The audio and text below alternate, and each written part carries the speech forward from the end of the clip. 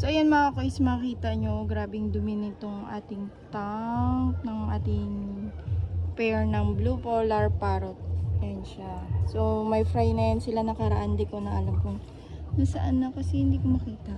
So lilinisan natin yan ngayon. So yan guys, natanggal ko na yung ating mga parrot. Yan, dyan ko muna sila nalagay.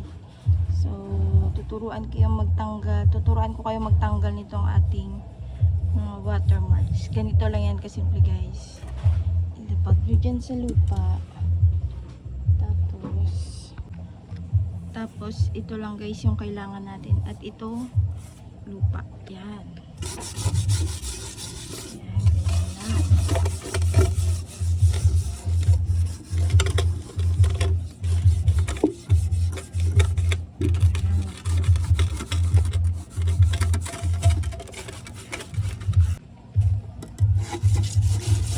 Kung mapapansin nyo, o yan, yung kanyang tunog is ang kapal ng ano yan, yung parang watermarks, yung parang semento sa ating aquarium.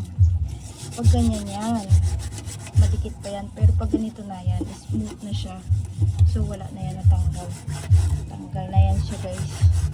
Ito na lang, ayan o, wala na, hindi na masyado.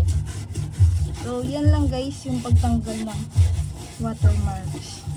Lupa lang guys. Hindi na kayo maggastos ng mga kung ano-ano pa. Lupa lang. Ayun. So, ayan mga guys. Tapos ko na siyang kuskusan. Tingnan natin kung anong mangyayari. Daran! O, nakikita nyo, sobrang clear na ulit. O, diba? Lupa lang, huwag na maggastos ng kung ano-ano pa. Yan o. O, diba? Kita nyo kung gano'n siya kadubi kanina ng mga kois. Ayan siya. Diba? O. Ito, may naiwan pang unting watermarks. Ayan o, yan. Kuskusin lang natin yan ng lupa. O, diba?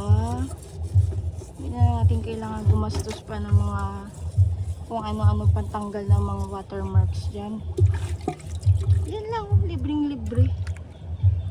Parang ano, yung ano kasi dito mga kois, parang buhangin siya.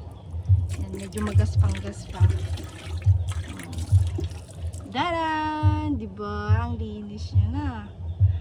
O, ganyan siya kanina. Tapos ngayon, ito na siya. Amazing! Ang galing!